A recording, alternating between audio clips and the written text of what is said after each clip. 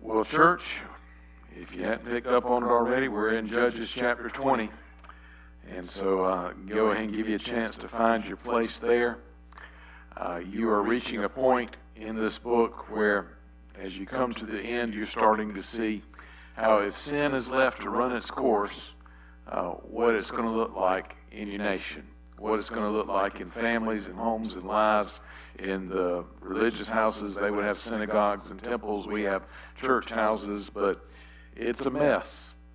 And God is warning us so that we don't get there. I think as we look at Judges 20, with what we've got going on in our nation right now, though, I think it will give it a different flavor or a different sense tonight for you, because I think it is so close to home. I think it's just so real.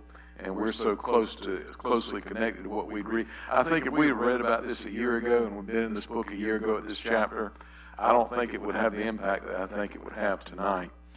Let me begin, though, by reading just a few verses out of the book of Mark, and then you don't need to turn there. Just listen to what Jesus said when an accusation was made against him. This is Mark chapter 3, beginning in verse 22. It says, "The scribes who came down from Jerusalem were saying, 'He is possessed by Beelzebub.'" That basically means we think he's possessed of the devil. They said about Jesus, he's demon-possessed. He cast out demons by the ruler of demons. That's what they're saying. He called them to himself and began speaking to them in parables. Here's what he said. "How can Satan cast out Satan? If a kingdom is divided against itself, that kingdom cannot stand. If a house is divided against itself, that house will not be able to stand." That bears on what we have to see tonight in the book of Judges. It's got 48 verses. And in this we see, I think there's a movie that's been out called The Purge. I haven't seen any of those, but it seems like there's a purge that's going on. It's a civil war. It's a breakdown of society in a lot of ways. It's a nation divided within itself. And in fact, when the nation should have been rallying and coming together because they had so many enemies outside, what they find is that the enemy is to be found within the nation. And I'll also remind you before I begin reading that this is a 3-chapter story. But even with the story that came right before, we heard the same drum being beaten over and over again. What was resounding again and again is the theme: there is no king in Israel. Everyone is doing what is right in his own eyes. No king in Israel. There's no king to restrain evil, no good godly law enforcement in place to stop what could be going on. Or what is going on.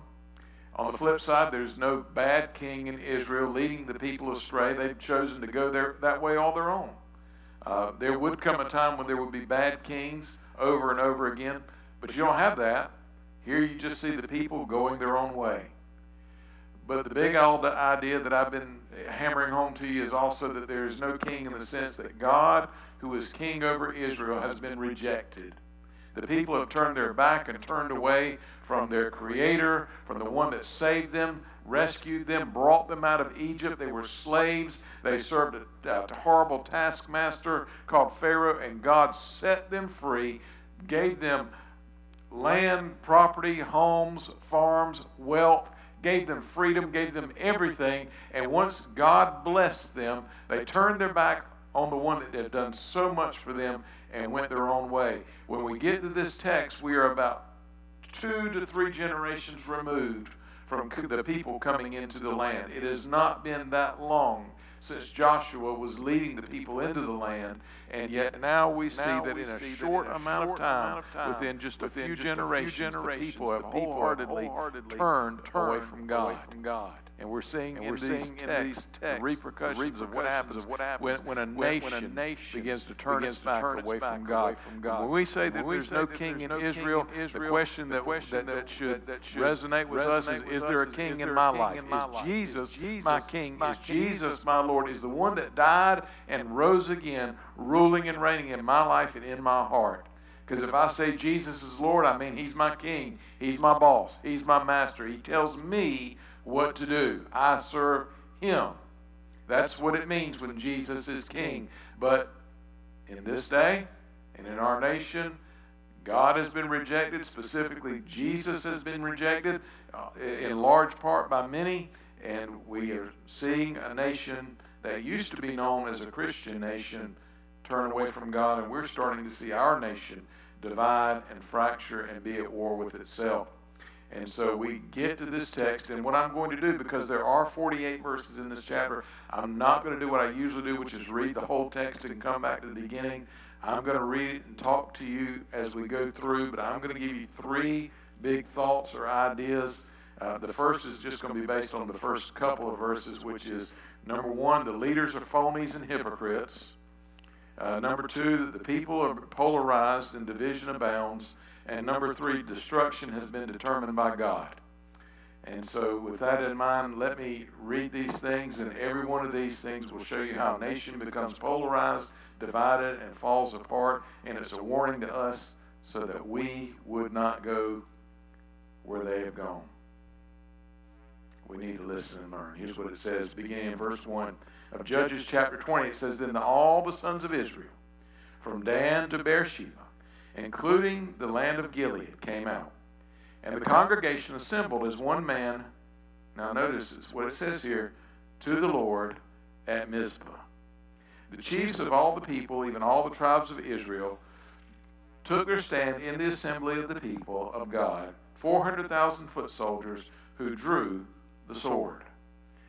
Now, the first point I gave you was that all the leaders have become hypocrites and phonies, and you see that a lot. You see people who use God, talk about the Lord, the Lord, the Lord, the Lord, but they're just saying it. They don't mean it. When the people are gathering together, it says they gather together to the Lord, which means somehow, some way, they were gathering, expecting for God to meet with them, to come in their midst, and it was supposed to be a big powwow with all the people, the leaders of the people, the chiefs of the tribes, and God too. So probably what happened is, because they had a tent that was their worship place that could be moved, they may have brought the tent from Shiloh, and the priest who served in the tent may have come with them. But there was a meeting with the Lord and them. But you got to remember what's going on in this nation. It has become Canaanized. We're dropping here in the middle of a story, but we have seen 19 chapters before this where the nation has steadily devolved and gotten worse and worse and worse. And when they come together, they're coming together to meet with God, but they don't care about God. Remember, there is no king in Israel. So for them to meet with God is just talk. They say they want to meet with God, but they don't want God to tell them what to do. They don't want God to tell them how to live. They don't want God to determine what's right or wrong in their life. If they want to worship idols, they will, and they do. If they want to live like the Canaanites, they're going to live that way. Everything they do, they decide right and wrong. And this is hypocrisy, and they're a bunch of phonies. Now, I'm just laying that as just a reminder, because remember why they're coming to meet. They're coming to meet because of what happened in chapter 19. If you weren't here, let me remind or tell you, and if you were here, let me remind you.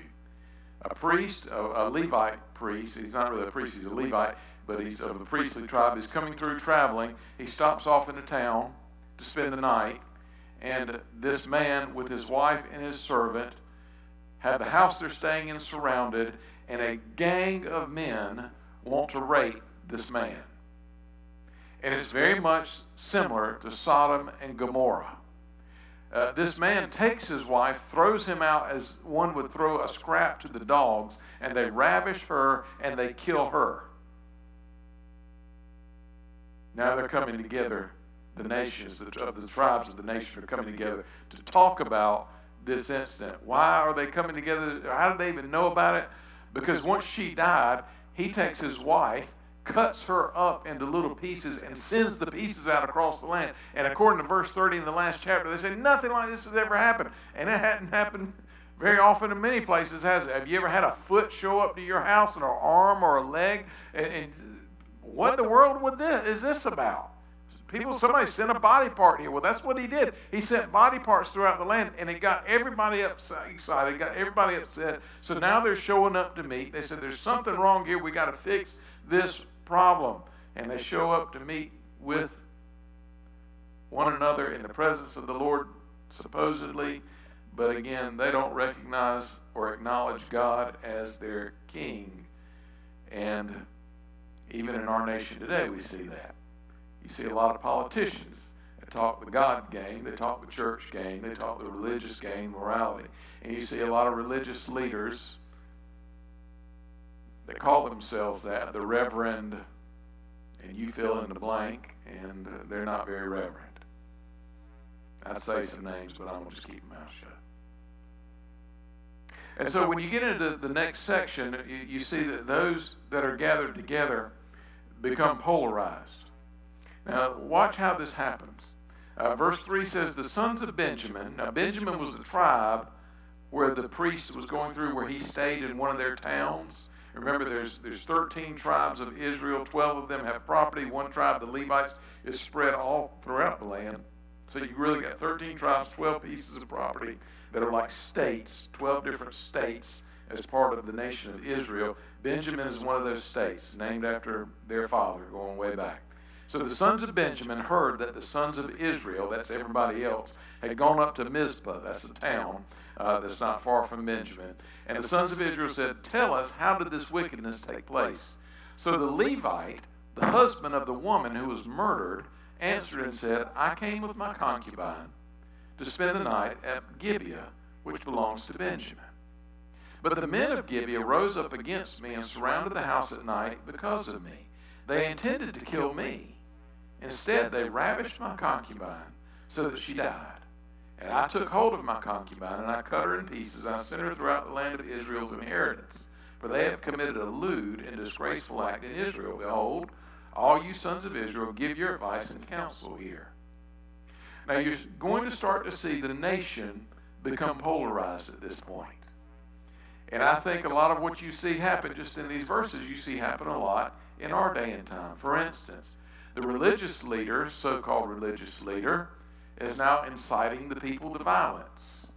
You'll find that happen. Sometimes people that are looked to because they have a title in front of their name, again, Reverend so-and-so, would call for people to do things that you would never think that a religious person would do. And in order to inflame the passions of the people, he's done something that, well, who in the world had ever seen anything like this before? Body parts cut up and going throughout the land. And what happens in our day is very similar. Images are used that will, it's like you light a fire and then you throw gasoline on it. It's like the news when you watch it today. They don't show you 5,000 good law enforcement officers. They show you one bad thing that happened, and it just inflames passion. And then they throw gasoline on it. They throw something else on there. What are they doing? They give you an image that makes you go, what in the world is this? This is horrible. We've got to do something. This is wrong. This is terrible. Well, that's what this guy's done. He's used something to try to get people moving toward action, to rally the people, and he actually does something in Israel that you didn't see the entire 19 chapters before. There's something finally that causes the people to come together. But he does something else that you see happen very often in our day and time. He uses what is called spin. He twists the story. Did you remember how the story went last time, so that when I'm reading it this time, it sounded a little bit different? Well, what did he do? He painted himself in a very good light, didn't he? And he doesn't tell the whole truth, and he tells some things that are incorrect. He said he said, I came with my concubine to spend the night in Gibeah. Well, he doesn't say they had a fight and that she had been gone for 4 months. And he didn't really care about her that whole 4 months, and he doesn't talk about that at all. But he says, the men of Gibeah rose up against me at night, surrounded the house at night because of me, and they intended to kill me. Well, they didn't want to kill him. They wanted to rape him. But He changed the story. Maybe he didn't want that said about him. I don't know why he did it. Instead, they ravished my concubine so that she died. Well, yeah, they ravished his concubine. What did he do? He opened the door and threw her out to him. Oh, he didn't talk about that. So he's spinning the whole story, isn't he? And you'll find that the people that want to polarize you, that want to get you excited, that want to get you angry, are going to show you things that make you angry. Then they're going to twist the story so that they don't tell you the whole truth. They tell you half-truths, or they tell you outright lies sometimes. And when they do that, it's going to really get you going. So you got a religious leader here. He's showing you images. He's spinning the story. And he even does something in verse 4 that seems to stick out to me. He says at the end of that verse, he says, I went to spend the night in Gibeah, which he ends it says belongs to Benjamin. In other words, it was those people, not us, but it was those people that did it. And so what's you're going to start to see happening here is that they're going to start to split. You got those people and these people. And everybody's mad. So, let's keep reading. Verse 8. It says, Then all the people arose as one man, saying, Not one of us is going to go to his tent, nor will any of us return to his house. But now this is the thing which we're going to do to Gibeah. We're going to go up against it by lot. We're going to take 10 men out of 100 throughout the tribes of Israel, and 100 out of 1,000, and 1,000 out of 10,000, to supply food for the people, that when we come to Gibeah of Benjamin, they may punish them for all the disgraceful acts they've committed in Israel. Thus all the men of Israel were gathered against the city, and they're united as one man. So, what have they done? They've made a plan. And they're coming out in force. Because remember what we've talked about before. When you get to this point, it's like might makes right. And if I can enforce and impose my will, I'm going to. They've got 400,000 men that are going to war here. The other side's only going to have 26,000. They're just going to say, we're going to show up. We're going to hold them accountable. They're not going to get away with this. Gang rape is not going to be allowed. Murder is not going to be allowed. We're going to stop it. So they've created a sense of moral outrage. Righteous indignation is flaring up. The other side is evil, and it's galvanizing the people. So verse 12 and 13 says, And the tribes of Israel sent men throughout the entire tribe of Benjamin, saying, What is this wickedness that has taken place among you? Then deliver up the men, the worthless fellows in Gibeah, that we may put them to death and remove this wickedness from Israel. But the sons of Benjamin, look what it says, would not listen to the voice of their brothers, the sons of Israel. They wouldn't listen. And in verse 14 it says the sons of Benjamin did what? They gathered from the cities to Gibeah to go out to battle against the sons of Israel. Now, the story that we saw in chapter 19, men surrounding a house, wanting to rape a visitor that had come in, so similar to Sodom and Gomorrah, the same story that you see earlier in the Bible in the book of Genesis. And it's written that way intentionally.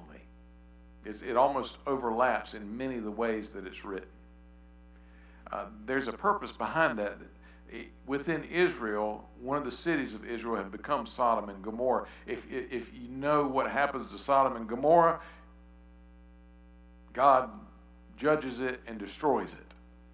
And when God sees your city and your land, and he says, that reminds me of Sodom and Gomorrah, things are not going to go well with you. It's going to be bad, very bad. But this tribe of Benjamin has made up its mind, we're going to fight to defend Sodom. That's called Gibeah, but it's our Sodom. But do you see what's happened here? They've made a decision that we're not going to live our lives and find common ground and community with the people of Israel as a whole. We're going to just rally around our own tribe.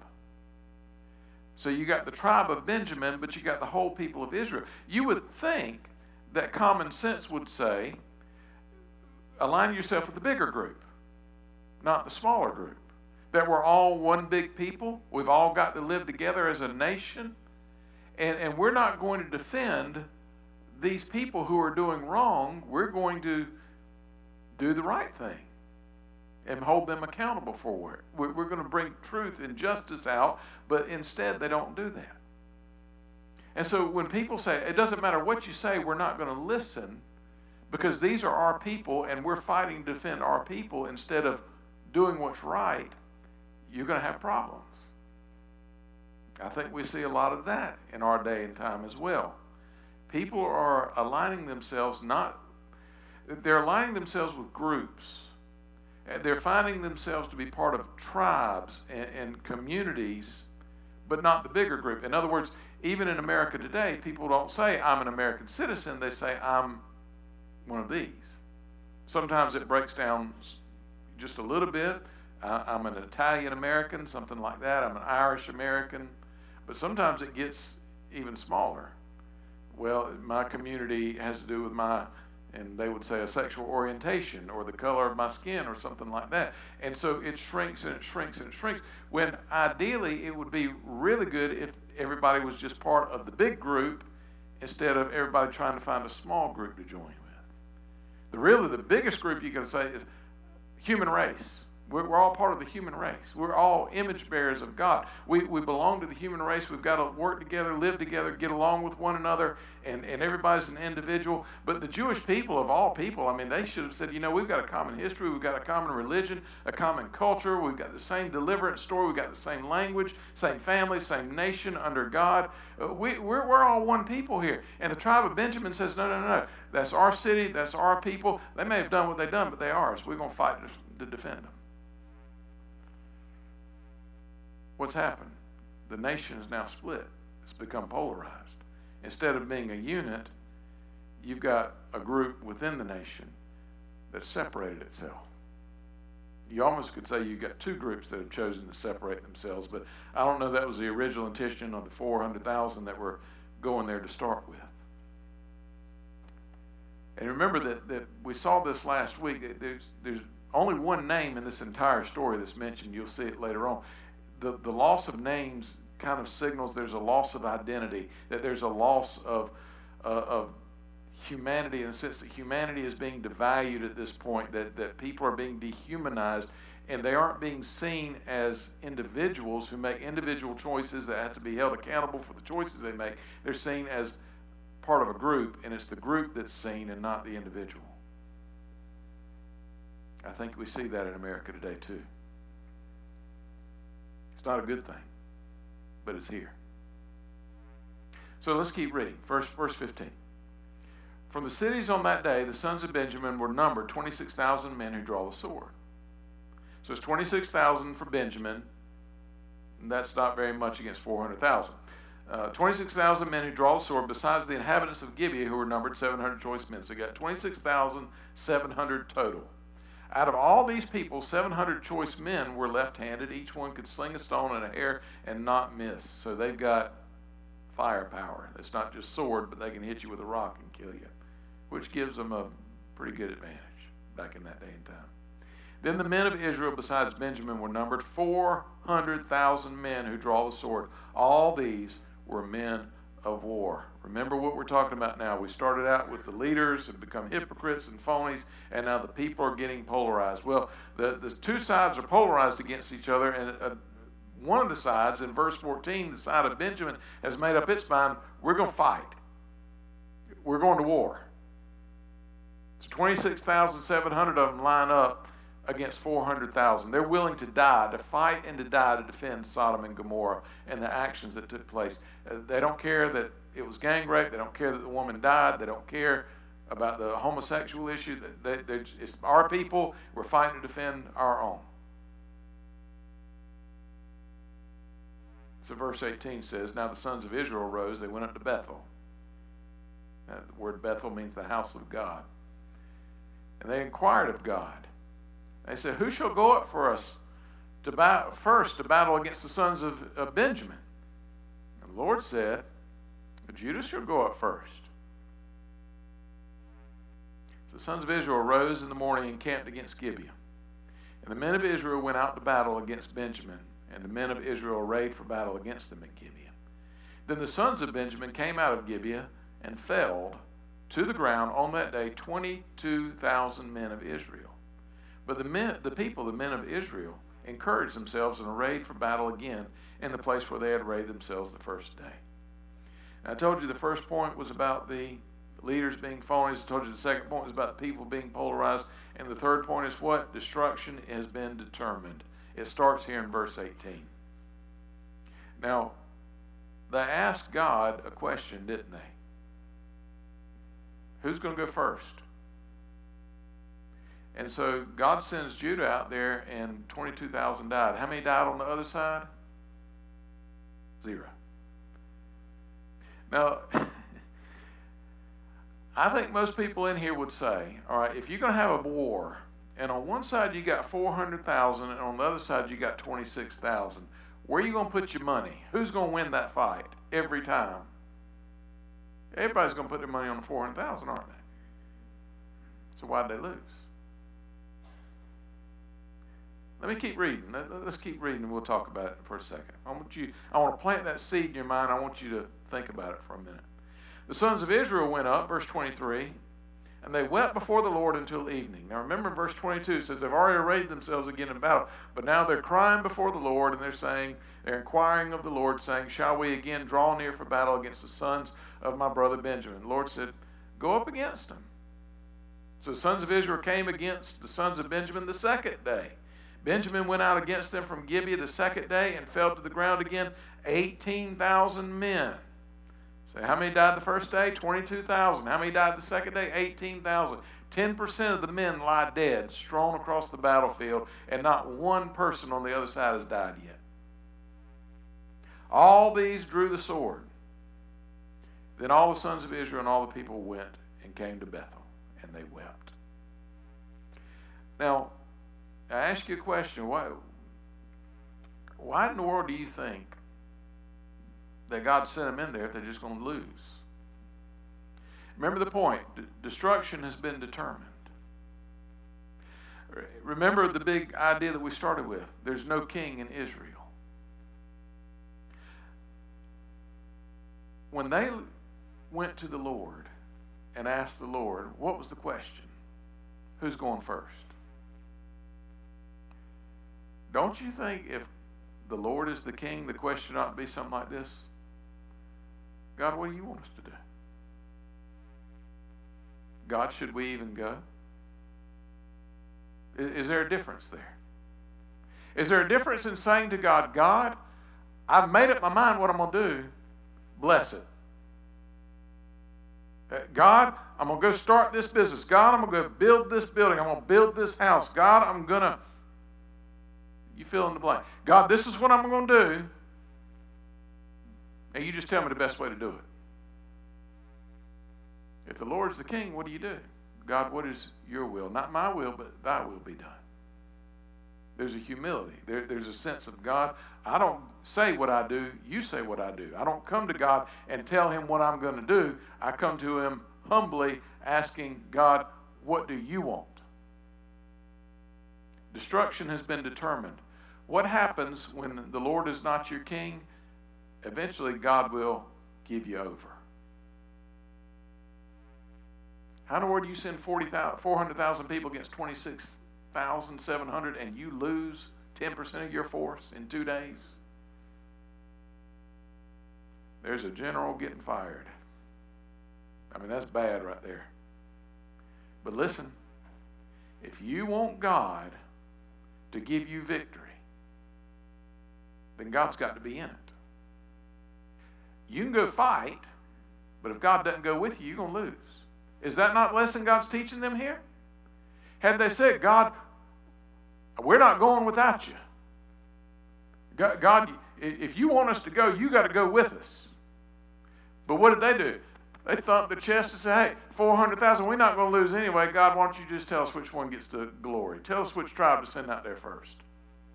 Why don't you send Judah out there? After 22,000. Well, God, what do we do now? Because we've already lined up to go again. Well, y'all go ahead.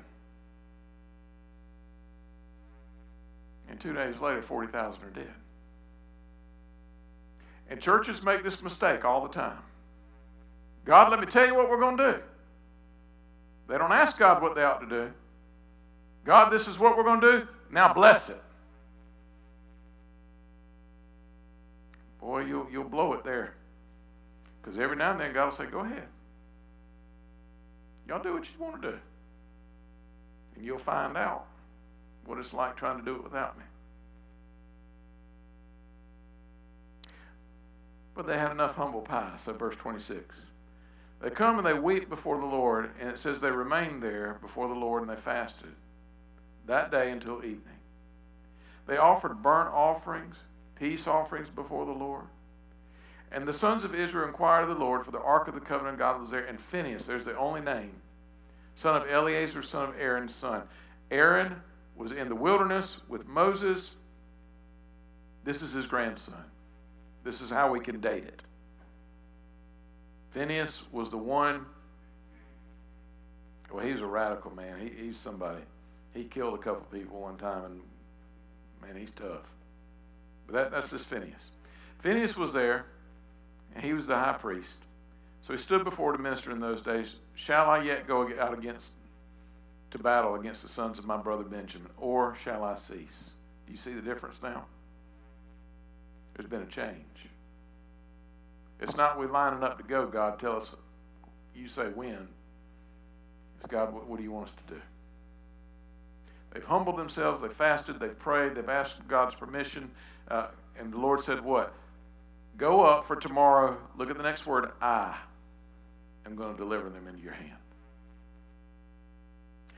When destruction has been determined, it can come in a few different ways. God's not limited to what he can do. Sometimes God can give you over, and sometimes God can go to war against you.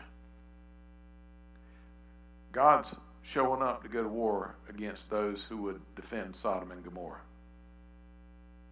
He's had enough of them.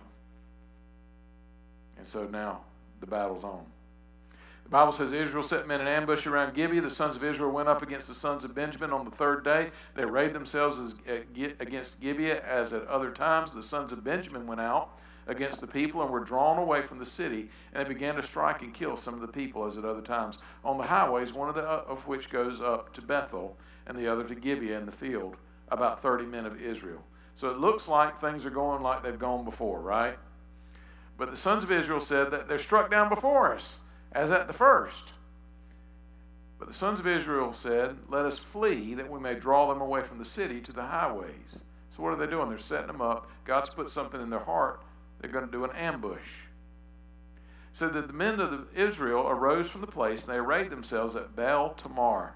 And the men of Israel in ambush broke out of their place, even out to Marah Geba. When 10,000 choice men from all Israel came against Gibeah, the battle became fierce, but Benjamin didn't know that disaster was close to them. That's usually the way it goes for those that side against the Lord. Look at verse 35, how it reads. And the Lord struck Benjamin. It doesn't say Israel, the Lord. What did I tell you was going to happen? God's going to war now. God's showing up to fight. He's going to do it through his people. But it's not the people going, it's God going. God, the Lord, struck Benjamin before Israel, so that the sons of Israel destroyed 25,100 men of Benjamin that day. All who draw the sword. You got 600 people left. It was a slaughter. And God doesn't play. You don't want to be on the wrong side of God. This is why we need Jesus, because every one of us is born into with a heart of sin. We are born in rebellion against God. The wrath of God abides on us. And when you are sided against God, you will not win. You stand before God on Judgment Day. God in mercy has allowed his long suffering to exist, but to give you a chance to repent and to turn by faith to Jesus. But if you lead this life and go into a Christless eternity, you will not make it. God will not tolerate forever, and Judgment Day comes one day. Judgment Day has now come for Benjamin. Not the final judgment, but God has had enough of them allowing Sodom to continue in their land, and God is now acting to destroy them. At one point, God gave the people over At another point, God got active and was involved. But both ways, destruction was determined. So the sons of Benjamin saw that they were defeated. What happened? They got pulled out of the city. They've got people in front of them fight, but now they got people behind them. The people behind them came in, destroyed the city, burned it. Fire is going up behind it. They're going to turn around and look and realize they're surrounded and in a vice, and they're about to get squished. The men in ambush hurried, and they rushed against Gibeah. The men in ambush also deployed and struck the city with the edge of the sword. Now the appointed sign between the men of Israel and the men in ambush was that they would make a great cloud of smoke rise from the city. The men of Israel turned in the battle, and Benjamin began to strike and kill about 30 men of Israel, for they said, surely they're defeated before us, as at the first battle. But when the cloud began to rise from the city in a column of smoke, Benjamin looked behind them, and behold, the whole city was going up in smoke to heaven. Then the men of Israel turned, and the men of Benjamin were terrified, for they saw that disaster was close to them. You know, they weren't scared before. But when they got to the point where they realized, I'm about to die, fear gripped them. They're about to go out into eternity. Life's about to end. They've chosen the wrong side. I'd be afraid too.